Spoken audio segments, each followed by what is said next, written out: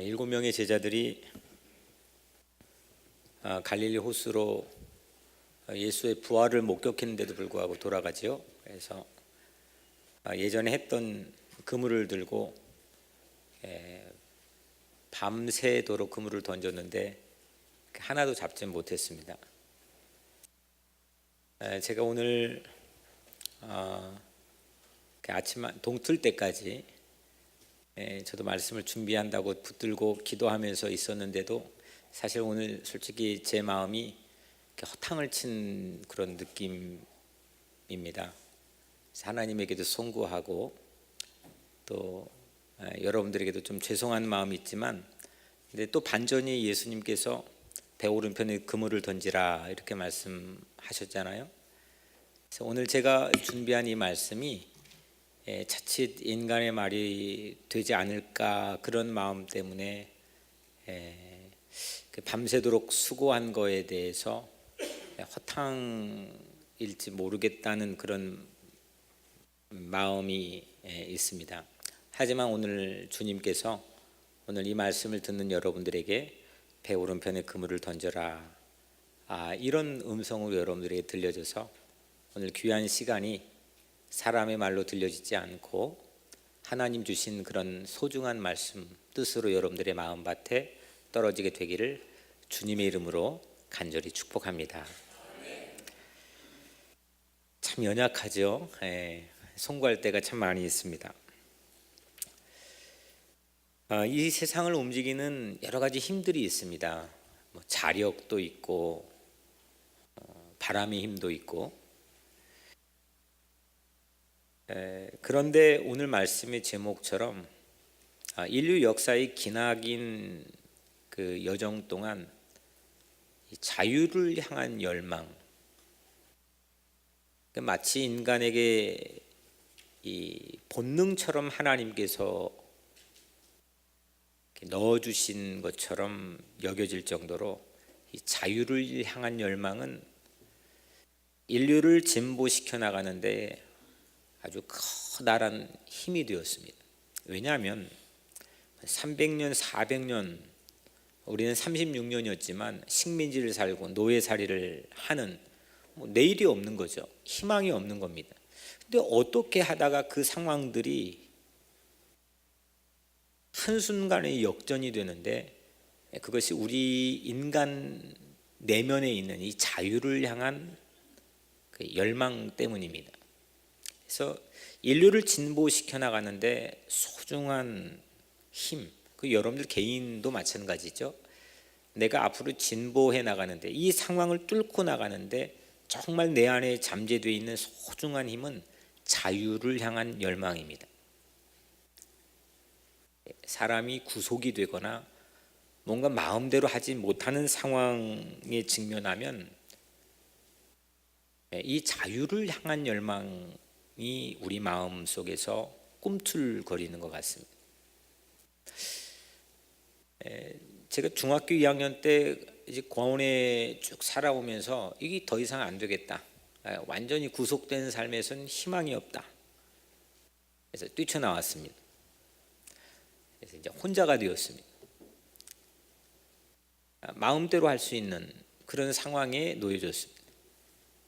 그러면 그 이후에 제가 제게 주어져 있는 자유를 제가 아주 근사하게 경영할 수 있는 능력이 제게 있었느냐? 전혀 또 없었습니다. 자유라고 하는 것은 수명이 매우 길지 않습니다. 국가나 민족 공동체에 주어져 있는 자유도 마찬가지고, 우리 각각의 개인에게 주어져 있는 자유의 수명도 길지 않습니다. 여러분들 스스로가 이 자유를 내가 마음껏 움직일 수 있다라고 생각하시는 분도 계실지는 모르겠지만, 대부분 그 생각 없이 그냥 지나가겠죠. 근데 마음대로 할 수 있는 능력이 진짜 내 안에, 우리 안에 있느냐? 오늘 바울은 이 갈라디아서를 통해서 우리에게 묻고 있습니다. 자유의 사전적인 뜻은 무엇에 얽매이지 않고 마음대로 할 수 있는 것입니다. 마음대로 할 수 있는, 어디에 얽매이면 안 됩니다. 마음대로 할 수 있는 겁니다. 근데 진짜 내가 내 마음대로 할 수 있는 기회를 줬다 해서 내가 마음대로 할 수 있는 능력이 진짜 내 안에 있느냐? 내가 내 마음대로 하면 정말 잘 될 자신이 내 안에 있는가?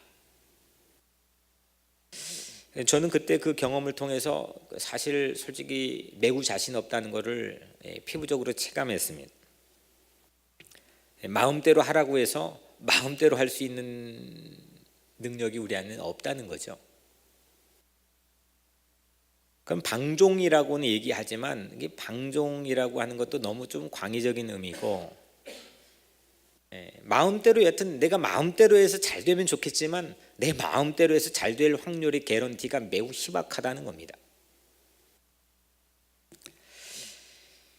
갈라디아서는 그런 의미에서 참 자유, 진짜 자유가 뭐냐 이걸 우리에게 알려주고 있습니다.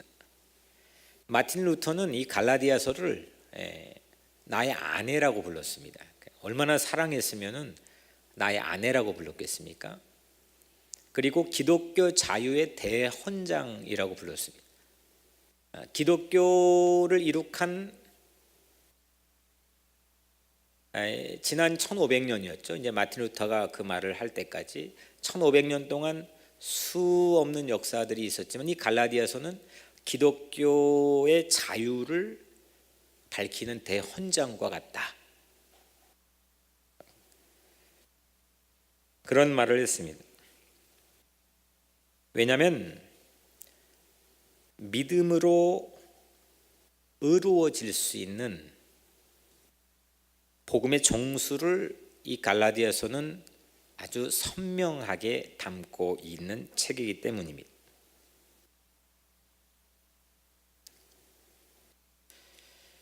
요즘 교회의 침체는 더 이상 낯선 주제가 아닙니다. 아주 익숙한 주제입니다. 이제는 교회 안에 있는 우리들조차도 거기에 대해 방어할 이유를 잘 찾지를 못합니다. 그냥 옆집 동네에서 불구경하는 것처럼, 불난 거 불구경하는 것처럼 자주 섞인 자세로 우리들 자체도 아무렇지 않은 당연한 일처럼 그렇게 구경하고 있는 모습도 보게 됩니다. 교회가 침체된 역사는 작금의 시기인 지금만 있는 건 아니었습니다. 그런데 교회 침체의 가장 중요했던 원인들은 역시 교회가 바른 복음을 잃어버렸기 때문입니다. 교회 출석자는 교회 출석하면 교회만 나오면 모두 다 크리스천으로 생각합니다. 그래서 방만한 경영지가 되었습니다. 참된 크리스천이 누구인가를 별 묻지 않습니다. 교인을 묻습니다. 교인 숫자를 묻습니다. 교회에 나오면 모두 다 크리스천입니다. 그러니까 거듭난 크리스천인지 아닌지 별 깊은 관심을 두지 않습니다.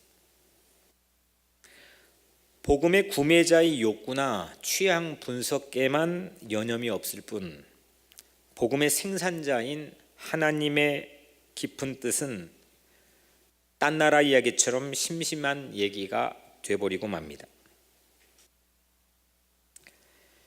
오늘 갈라디아서는 교회 바깥의 비크리스천들과 우리 크리스천들 사이의 차이점으로 인한 문제가 아니고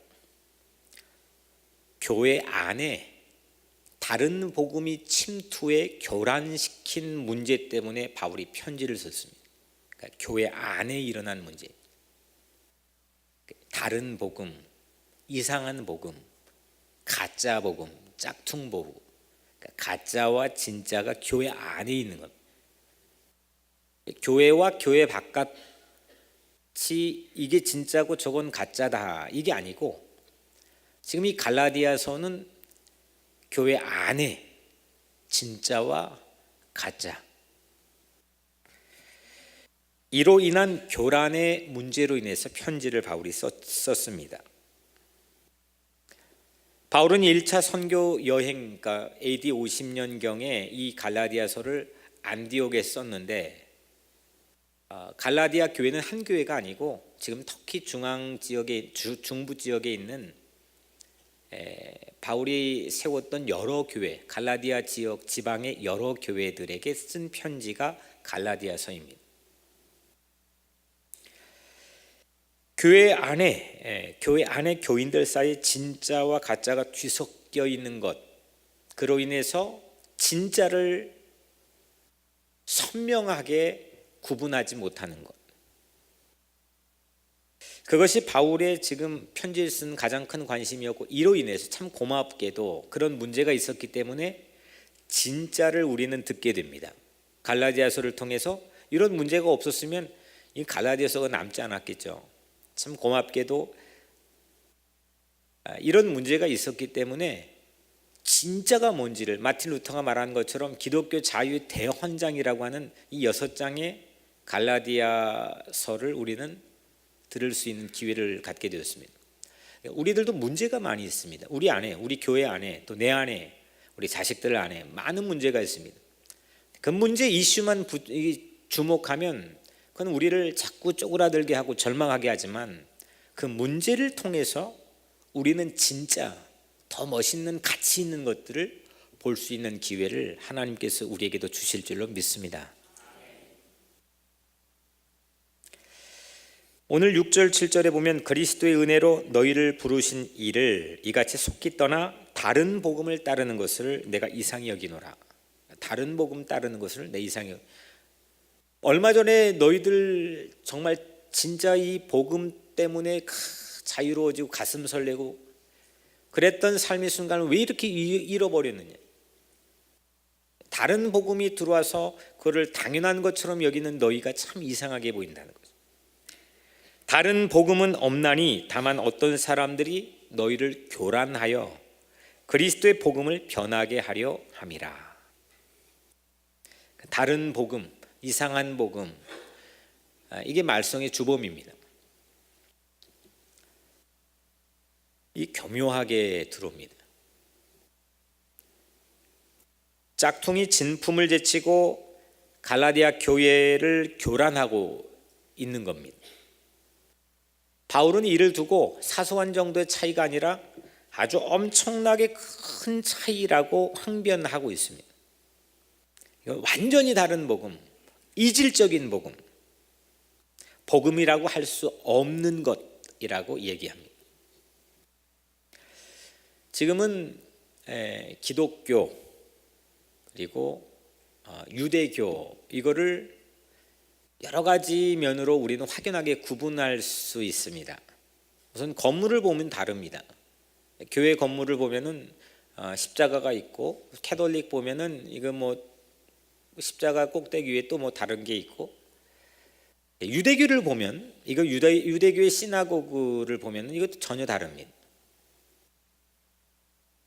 지난 2000년 동안 오면서 이게 유대교고 이게 기독교구나, 이걸 건물을 통해서만 봐도 이거 확연하게 구분이 됩니다. 사람이 입고 다니는 옷을 보면은 아주 손쉽게 구분이 되죠. 유대인들이 유대교요라고 표식하면서 모자를 쓰고 옷을 입고 다니요. 우리는 여러 가지 이유로 유대교와 기독교를 외형적으로도 구분하기가 뭐 별로 어렵지 않습니다. 하지만 그때 당시에 지금 바울이 이 편지를 썼던 AD 50년은 예수님이 승천하고 한 17년밖에 지나지 않았습니다. 이건 죄다 다 유대인들로부터 시작이 됐습니다.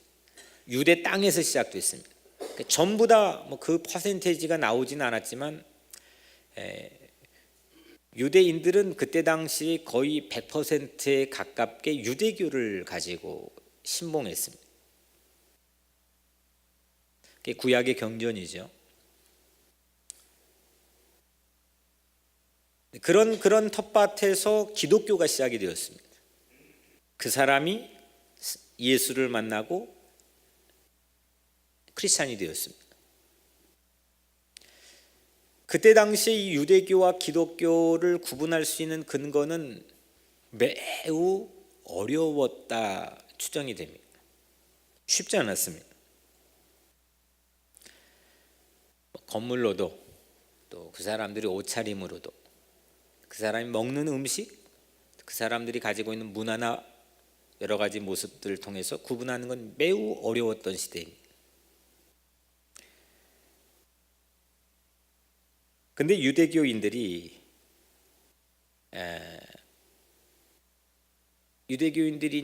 기독교인들이 구분하기가 매우 어려운데, 예루살렘에서 지금 터키 중앙에 있는 갈라디아 지방에 있는 이 교회들의 개종한 기독교인들, 유대인 중에서 그러니까 유대교에서 기독교로 개종한, 크리스찬으로 개종한 유대인들이 방문을 했습니다. 이건 아주 극보수파입니다. 그러니까 아주 보수적인 예루살렘의 교회에서 예수를 믿고 유대인이지만 크리스찬이 된, 개종한 크리스찬이 된 유대인들이 이 교회를 방문했습니다. 이 교회에 와서 다른 복음을 전했다는 겁니다. 그 다른 복음이 뭐냐? 할례를 전했다는 거예요. 지금 이 갈라디아 지역은 전부 다 유대인 교포들이 살고 있지만은 대부분의 인구는 유대인 입장에서 보면 외국인입니다. 우리는 이 성경에서 그걸 이방인이라고 부르죠. 전부 다 외국인들입니다. 유대인들이 아닌 겁니다.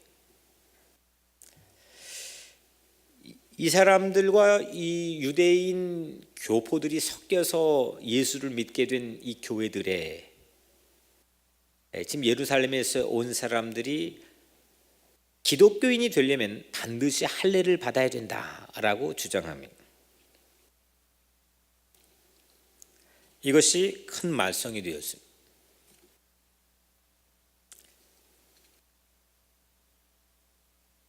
그러니까 크리스천을 만들지 않고 유대인을 만드는 겁니다.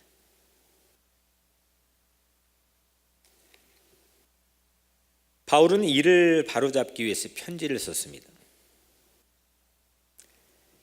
그래서 오늘 우리가 읽은 이 1장 서문 안에서 복음은, 바울은 진짜 이 복음이라는 게 뭐냐, 이게 갈라디아서에 매우 선명하게 나와 있는데, 이 진짜가 뭐냐, 복음이 뭐냐라는 걸 말하기에 앞서서 이 복음을 전했던, 그리고 전하고 있는 바울 자신에 대해서 말하고 있습니다.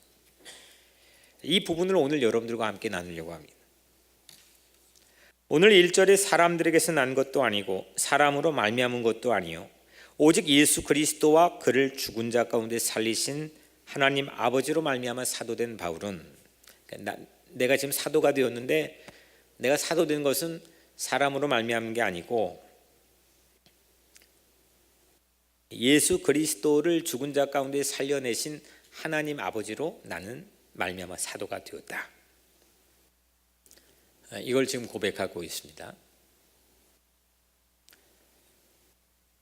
지난 주일 말씀드렸지만 바울에게 최고의 약점은 사도의 자격입니다. 사도가 되는데 결격 사유가 분명합니다. 사도는 어떤 사람이 사도라고 그랬죠? 예수하고 같이 다녀본 경험이 분명히 있어야 됩니다. 특별히 두 가지 결정적 체험은 반드시 요구가 됩니다. 하나는 예수의 장례식에 근처에 있었던지 장례식을 목격했던지, 예수가 죽은 거를 봤어야 됩니다. 두 번째는 예수가 죽었다가 사흘 만에 다시 살아난 빈 무덤의 그 신비를 체험했어야 됩니다. 그런데 바울은 그 근처에 가보지 않았습니다. 저 멀리 다소라고 하는 지금 터키 남부 지역에서 살고 있었습니다. 예수를 만나본 경험도 없습니다. 그는 사도가 될 자격이 아예 없습니다. 자격이 없는 사람이 상품을 팔면 그 상품도 의심해 볼 만한 일 되지 않겠습니까? 근데 지금 바울은 오늘 1장에서 계속 자기의 사도권에 대해서 분명하게 얘기합니다. 나는 사람에게서 난 게 아니고 하나님께서 나를 사도로 세우셨다.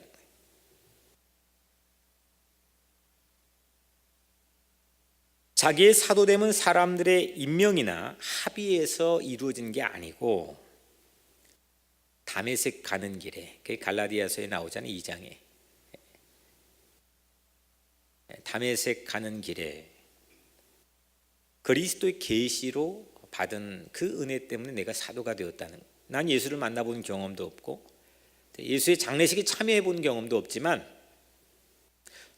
베드로처럼 바로 빈무덤 옆에 있는 솔로몬 행각에서 저 빈무덤을 보라, 설교했더니 3,000명이 구원받는 그런 능력의 체험이 나에게는 없지만, 나 혼자 다메섹 가는 길에, 그것도 예수 믿는 사람들이 모이는 교회 공동체를 때려잡기 위해서 지금 가는 길에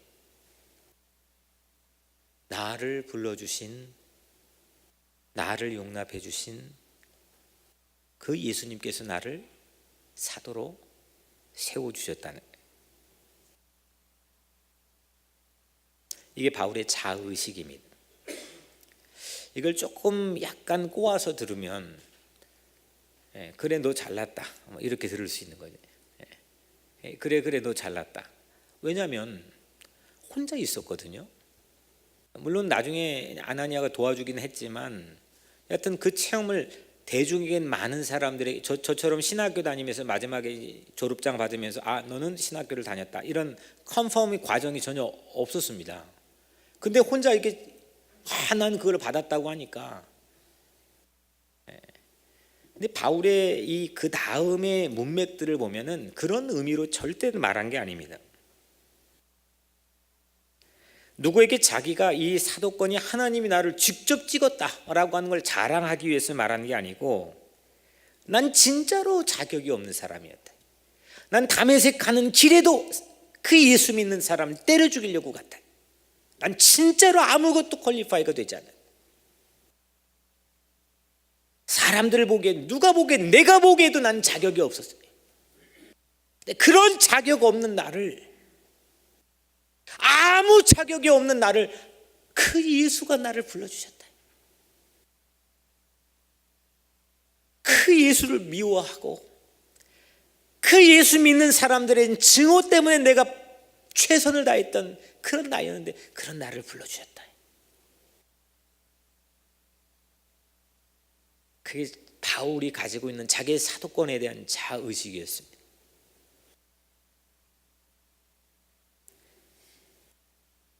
이것이 바울의 자유입니다. 그래서 바울은 누구나 만날 수 있었습니다. 어디든 갈 수 있었습니다.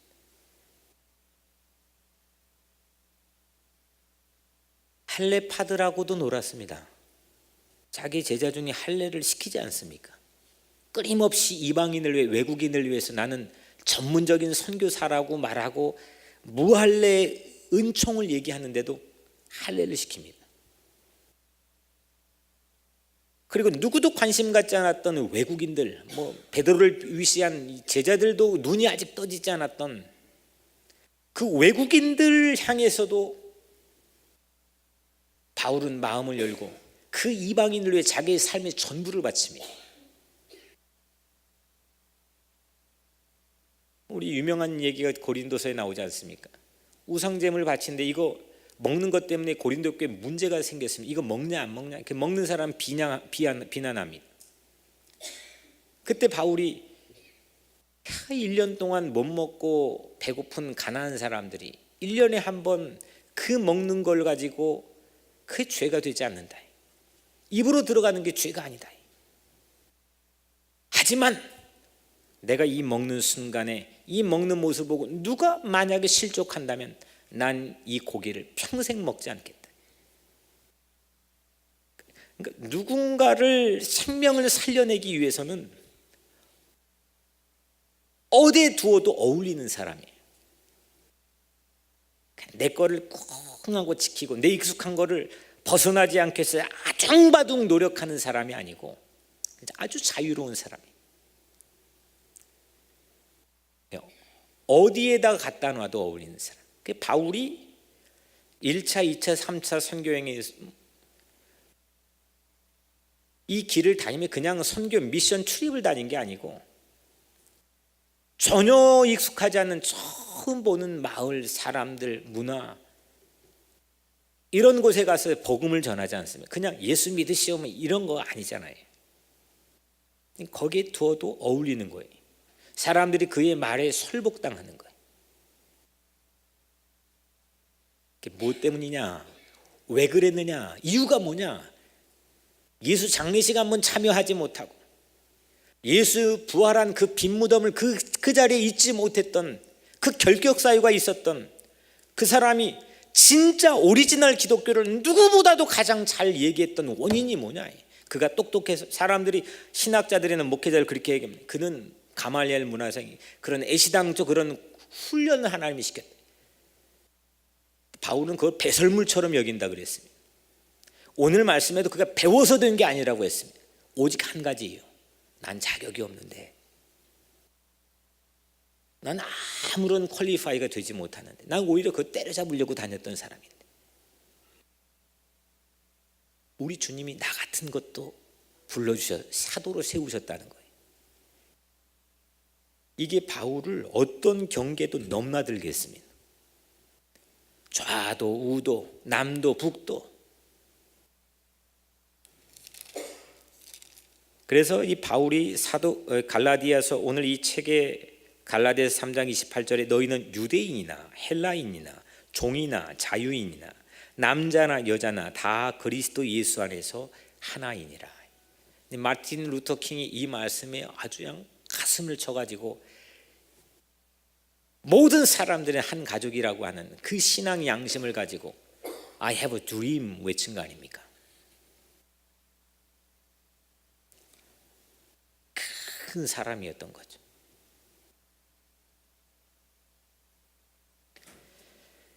이게 바울이 누렸던 자유, 복음 안에서 누리는 자유입니다. 근데 유대교에서 가지고 있던 할례의식, 자기가 충실하게 따랐고 벗어나지 않으려고 따랐던 그거 되면 내가 자유로울 수 있다.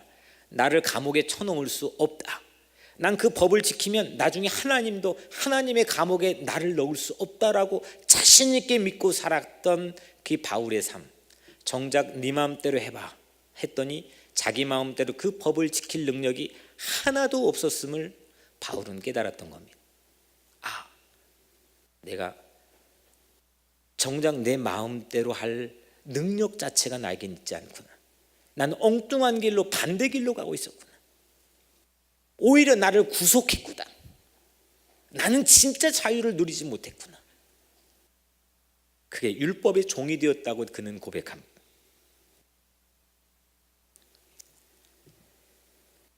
십 절 말씀에 이제 내가 사람들에게 좋게 하랴 하나님께 좋게 하랴 사람들에게 기쁨을 구하랴 내가 지금까지 사람들의 기쁨을 구하였다면 그리스도의 종이 아니니라. 그리스도의 종이 아니니라. 그 그리스도의 종이라고 계속 반복해 얘기합니다. 난 그리스도의 메인 사람이다. 그리스도에게 매이고 그리스도에게 속박이 되고 그리스도에게 붙잡힌 바 되니까 그는 진정한 자유를 누렸다는 겁니다. 사람들에게 어떻게 하면 잘 보일까? 사람들에게 어떻게 하면 좋은 걸로 평판을 얻을까? 사람들에게 어떻게 하면은 솔깃한 얘기를 할 수 있을까? 그걸로는 참 기쁨과 참 자유를 누리지 못했다고 하는 것을 오늘 바울이 말하고 있습니다. 명백한 주님의 말씀입니다. 그런데 주님 바라보기 시작하고 주님에게 붙잡힌 바 되고 모든 것 배설물처럼 여길 정도로 주님이 내 삶의 전부가 되니까 그때부터 이 바울은 위대한 복음을 저술하는 편지를 쓰는 그 복음을 외치는 위대한 사람이 되었습니다.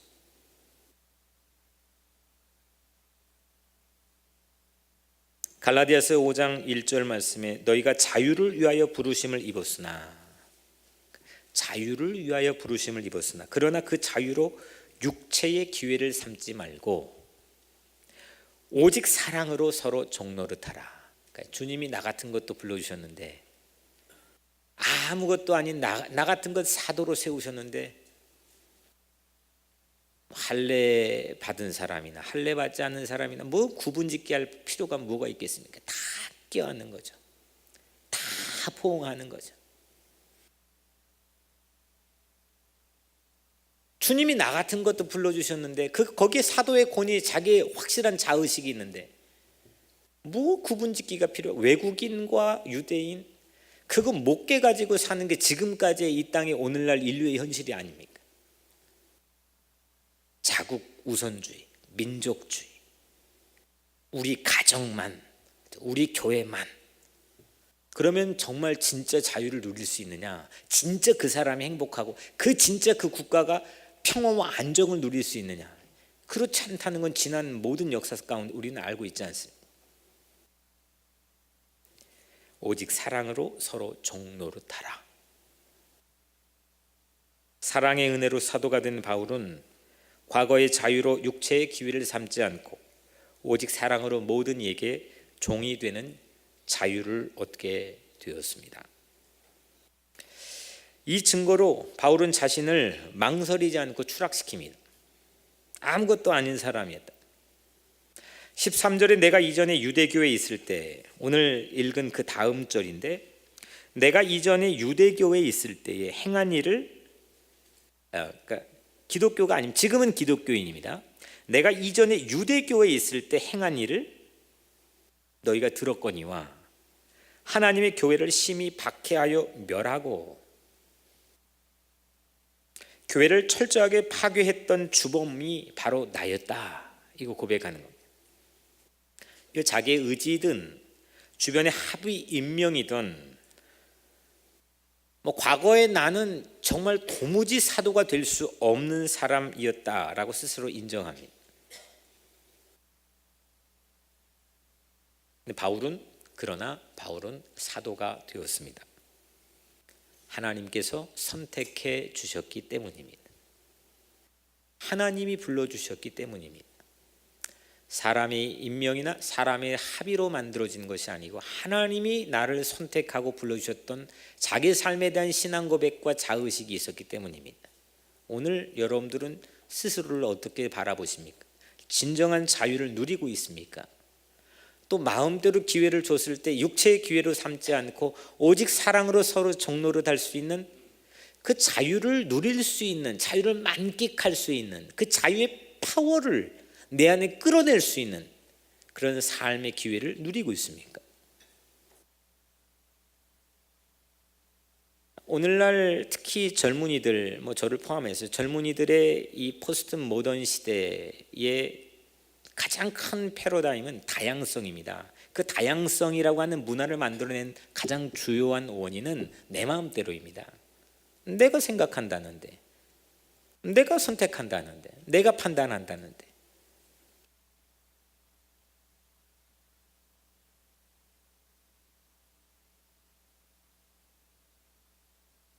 근데 바울은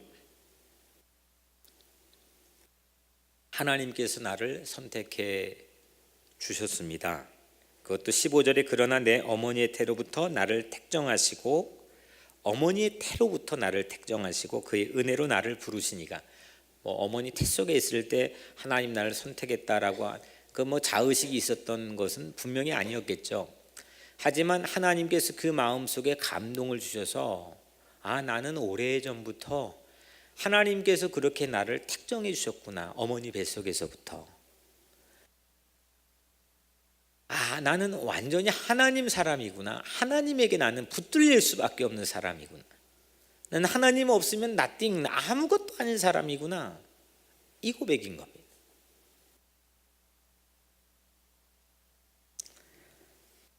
하나님이 참 너그럽게도 나 같은 바울을 선택해 주시고 사도가 되게 하신 하나님, 그 하나님의 은혜를 생각하면 할수록 바울에게는 자유뿐만 아니라 그 삶의 오늘 갈라디아서 5장 22절 23절에 나온 성령의 9가지 열매들에 대한 엑기스가 그 삶을 통해 막 뿜어져 나오는 거 아닙니까?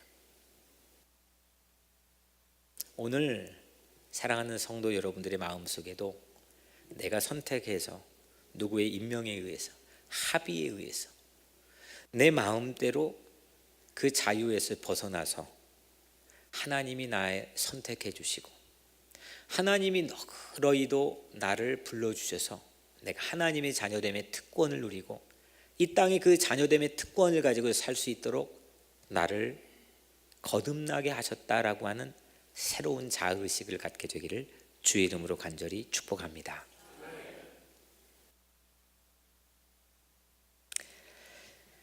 한마디로 내가 살지 않고 예수가 내 안에 살 때, 나 예수에 묶인 바 될 때 우리가 진정한 자유를 누릴 수 있다는 거죠. 내가 예수에게 매일 때만 참 자유를 맛볼 수 있다는 겁니다. 선악과 따먹으면 이건 세상 내가 다 뭔가 완전히 이거 선과 악을 알게 하는 지식에 나면 그게 뭐가 나쁩니까? 하나님 먹지 말라고 했던 겁니다. 그래서 그건 만지면 안 되는 거였는데 그걸 만지는 순간, 먹는 순간 전혀 다른 삶의 패러다임이 펼쳐지지 않습니까? 우리에게 주어져 있는 자유를 우리 인간이 자유를 갈망하는 인류를 진보시키는 그 인간의 본성적인 면이 있지만 또 한면 그 자유를 줬을 때 자유를 내 마음대로 컨트롤할 수 없는 그 인간의 죄의 본성도 우리 모두가 가지고 있다는 겁니다. 그래서 누가 필요하느냐? 오직 예수.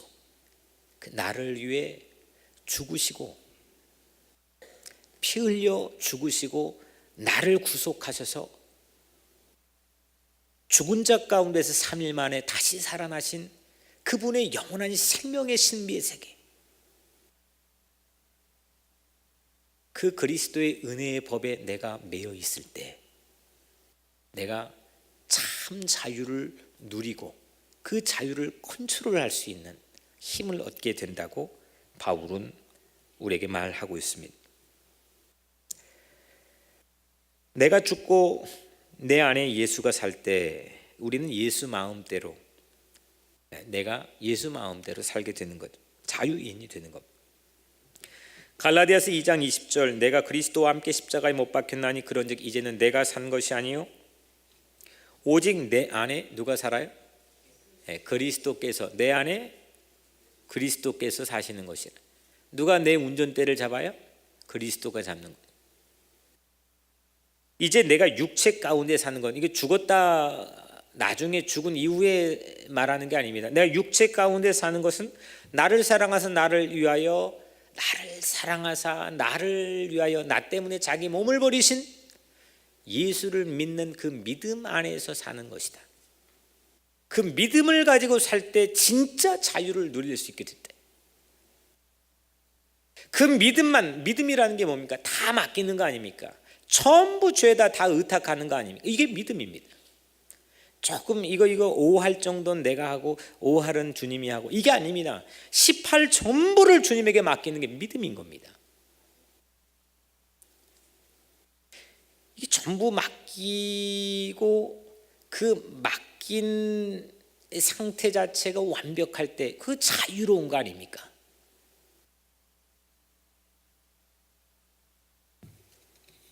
그래서 바울은 자유의 원천을 예수 그리스도의 계시로 오늘 12절 말씀에 고백합니다. 이는 내가 사람에게 받은 것도 아니고 배운 것도 아니고 오직 예수 그리스도의 계시로 말미암은 것. 내가 배웠다고 아니면 사람에게서 나온 것이 아니고 다메섹 가는 길에 예수 그리스도의 계시로 내가 이 다른 복음으로부터 자유함을 누릴 수 있게 됐다는 거예요. 그 자유를 지금 말씀하고 있습니다. 바울은 오늘 1장 21절에서 수리아와 길리기아 지방을 돌며 1차 선교 여행지로 삼은 갈라디아 당시의 지역 정서를 끄집어냅니다.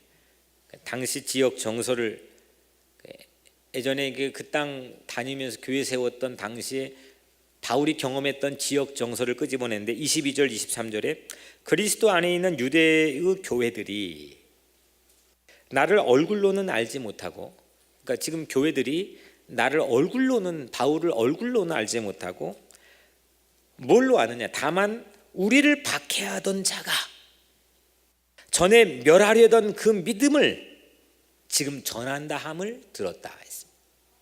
이게 당시에 바울이 접했던 그 지역 그 동네 정서였습니다. 바울 얼굴 아무것도, 바울 유명하지 않았어요. 하지만 그건 알았습니다. 그 소문은 알았습니다.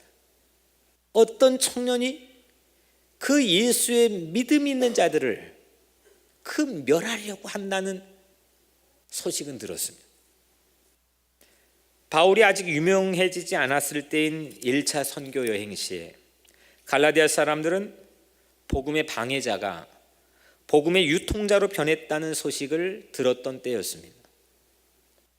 이런 정도로 들었는데 갈라디아 지역의 사람들의 반응은 어떠했다고 오늘 1장 가장 마지막 절에는 밝히고 있습니까? 24절에 나로 말미암아, 한번 따라해 볼까요? 나로 말미암아 하나님께 영광을 돌리니라. They praised God because of me. 그 동네 사람들이 내 얼굴도 모르고 나를 과거에 그런 사람으로 소문을 듣고 알고 있었던 그 사람들, 그 사람들이 they praised God because of me. 나 때문에 그들이 하나님께 영광을 돌렸다. 유명하지 않았는데 예상치 못했던 사람인데 바울 자신으로 인해 하나님을 알아보고 바울 때문에 하나님께 갈라디아 사람들이 영광을 돌렸다는 겁니다.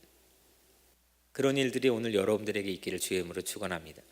세상 그렇게 주목받지 못하고 그렇게 여러분들의 능력이 출중하게 검증되지 못했어도 심지어 여러분들의 자녀들이 여러분들을 때로는 존경하지 않는 그런 삶이 여러분들에게 있을지라도 결코 좌절하고 거기서 멈춰버리지 마시고 여러분들 때문에 그들이 하나님을 찬양하는, 여러분들로 인해서 하나님을 영광을 보게 되는 그런 인생이 여러분들의 인생이 되기를 예수님의 이름으로 축복합니다. 나 때문에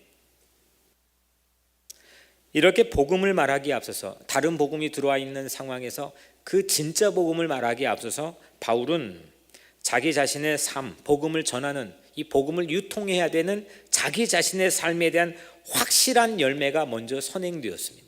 이게 중요합니다. 나보고 하나님을 만난 사람들이 있다는 거 아닙니까? 나 때문에 예수님 믿게 된 사람들이 있다는 거 아닙니까? 오늘날 교회가 가짜가 되는 가장 큰 이유는 이 의식이 사라졌기 때문입니다. 나보고 하나님 만난 사람, 야, 너 보니까 이게 예수 믿어야 되겠어? 너 보니까 예수님 같아? 이런 얘기들이 우리 가운데 점점 실종되어도 전혀 괜찮아지는 현상 때문입니다. 우리들도 상품을 판매하기에 앞서서 그 상품을 판매시킬 수 있는 우리 각자 자신을 새롭게 발전시키게 되는 그런 여러분들 되기를 주의 이름으로 축원합니다. 내가 진실한데도, 나 진짜인데도 내가 판매한 것이 짝퉁 불량품일지 모른다는 말을 듣지 맙시다.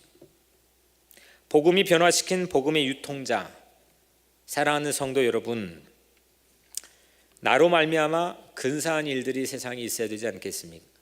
진짜 짝퉁과 진품이 혼용되어서 무엇이 진짜인지 전문가들도 분간하기 힘든 이 시대 속에서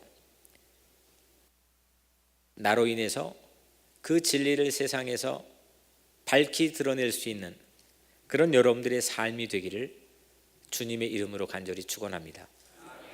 아무것도 아닌데, 내가 나를 아는데